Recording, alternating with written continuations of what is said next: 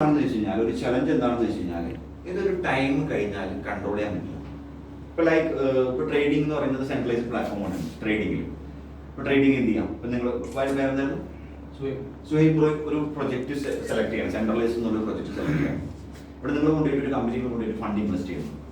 അവരുടെ ഒരു ഓപ്ഷൻ എന്താ വെച്ച് കഴിഞ്ഞാൽ അവർ തരുന്ന പ്രോഫിറ്റ് എന്താണെന്ന് വെച്ച് കഴിഞ്ഞാൽ 1 ലക്ഷം എടുത്തു കഴിഞ്ഞാൽ 2 ലക്ഷം ആക്കി തരും, ഇല്ലെങ്കിൽ ഡെയിലി 1% റിട്ടേൺ തരും. അങ്ങനെ പല ടൈപ്പ് ഓഫ് പ്രൊജക്റ്റുകളാണ് ആക്ച്വലി മാർക്കറ്റിലുള്ളത്. പക്ഷെ അവിടെ ഒരു ചലഞ്ച് എന്താണെന്ന് വെച്ച് കഴിഞ്ഞാൽ ഇത് മാനേജിംഗ് ഡയറക്ടർ ഉള്ളതുകൊണ്ട് ഇതൊരു കമ്പനി ആയതുകൊണ്ട് ചിലപ്പോൾ അവർ ട്രേഡ് ചെയ്തിട്ടായിരിക്കാം പ്രോഫിറ്റ് റിട്ടേൺ തരാം.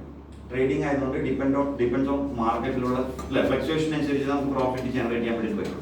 അപ്പോൾ ആ ഒരു സമയത്ത് നമ്മളെ സംബന്ധിച്ചിടത്തോളം മാർക്കറ്റ് താഴത്തേക്ക് പോയാൽ ലോസ് ഉണ്ടാവാനുള്ള സാധ്യത കൂടുതലാണ്. ഇപ്പോൾ ലോസ് ഉണ്ടാക്കി കഴിഞ്ഞാൽ 100% കമ്പനി കൂട്ടേണ്ട അവസ്ഥ. ചിലപ്പോൾ 100% ശരിക്കും അവർ 200% റിട്ടേൺ തരാമെന്ന് പറഞ്ഞാൽ ഒരു ടൈമിൽ എന്ത് ചെയ്യാൻ പറ്റില്ല, അവർക്ക് തരാൻ വേണ്ടി പറ്റില്ല. അപ്പോഴാണ് ശരിക്കും കമ്പനിയുടെ മൂന്ന്. അപ്പോൾ പുള്ളി എന്ത് ചെയ്തു, 1 ലക്ഷം ഇട്ടു, 2 ലക്ഷം നിങ്ങൾക്ക് കിട്ടിയിട്ടുണ്ടാവും ചിലപ്പോൾ.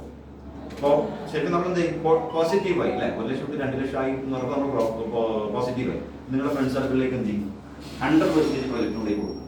അപ്പോൾ അടുത്ത സുഹൃത്താണ് വിജീഷ് ഭായി എന്ന് പറഞ്ഞാൽ നിങ്ങൾക്ക് കിട്ടിയ പ്രോഫിറ്റ് കാണിച്ചു കൊടുക്കുക. കമ്പനി ഒന്നും പറയില്ല, അതാണ് ഞാൻ ഇട്ട് എനിക്ക് കിട്ടി. അപ്പോൾ വിജീഷ് ഭായി 5 ലക്ഷം കൊണ്ടിട്ടു. അങ്ങനെ 10 പേര് എടുത്ത് 5 ലക്ഷം കൊണ്ടിട്ട് 50 ലക്ഷം ആര് കളക്ട് ചെയ്ത് കൊടുത്ത്, ബോസ് കളക്ട് ചെയ്ത് കൊടുത്തു. ഈ ടൈമിലായിരിക്കും ചിലപ്പോൾ കമ്പനി നിർത്തിയിട്ടുണ്ട്. ഈ കമ്പനി നിർത്തിയിട്ട് പോയി കഴിഞ്ഞാൽ ആരും വന്നിട്ട് എന്ത് ചെയ്യില്ല, ഈ കമ്പനിയുടെ അടുത്ത് പോയിട്ട് പൈസ ചോദിക്കില്ല. ആരാണ് കണക്ട് ചെയ്തത് അതിന് പോയിട്ട് പൈസ ചോദിക്കുക അല്ലേ. അതൊരു ഡീമറിക്സാണ്.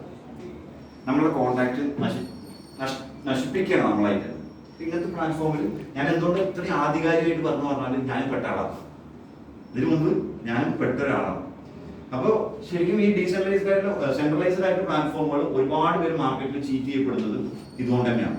അവർക്ക് എന്ത് ചെയ്യാൻ പറ്റില്ല, തിരിച്ചു കൊടുക്കാൻ വേണ്ടിയിട്ട് പറ്റില്ല.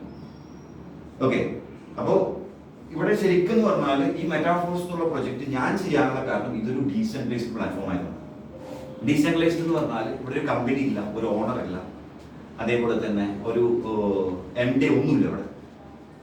അപ്പോൾ നിങ്ങൾക്കൊരു ഡൗട്ട് ഉണ്ടാവും ഉള്ളിൽ, ഇതൊക്കെ ഉണ്ടായിട്ട് പറ്റിച്ചിട്ട് പോകണം, ഇതൊന്നും ഇല്ലാതെ ഇത് പറ്റിക്കപ്പെടില്ലേ എന്നുള്ളൊരു ഡൗട്ട് ഉണ്ട്. അപ്പോൾ ശരിക്കും എന്ന് പറഞ്ഞാൽ ഇത് റൺ ചെയ്യാൻ വേണ്ടിയിട്ടൊരു സിസ്റ്റം ആണല്ലേ. ഇത് റൺ ചെയ്യാൻ വേണ്ടിയിട്ടുള്ളൊരു സിസ്റ്റം എന്ന് പറയുന്നത് ഇത് കംപ്ലീറ്റ്ലി റൺ ചെയ്യുന്നത് Web3 പ്രോഗ്രാമിലാണ്. ഓക്കെ, ഇത് Web3യിലാണ് ശരിക്കും എന്ത് ചെയ്യുന്നത്, ഈ മെറ്റാഫോഴ്സ് റൺ ചെയ്തുകൊണ്ട്.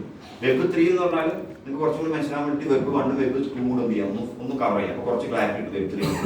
Web 1 എന്ന് പറഞ്ഞാൽ നമുക്ക് ഒരാളായിട്ട് കമ്മ്യൂണിക്കേറ്റ് ചെയ്യുന്നത് വിചാരിക്കും. ഒരു എക്സാമ്പിൾ, ഒരാളായിട്ട് കമ്മ്യൂണിക്കേറ്റ് ചെയ്യണമെന്നുണ്ടെങ്കിൽ നമ്മൾ ആദ്യം യൂസ് ചെയ്തിട്ടുള്ള സിസ്റ്റം ഒരാൾക്ക് മെയിൽ അയച്ചു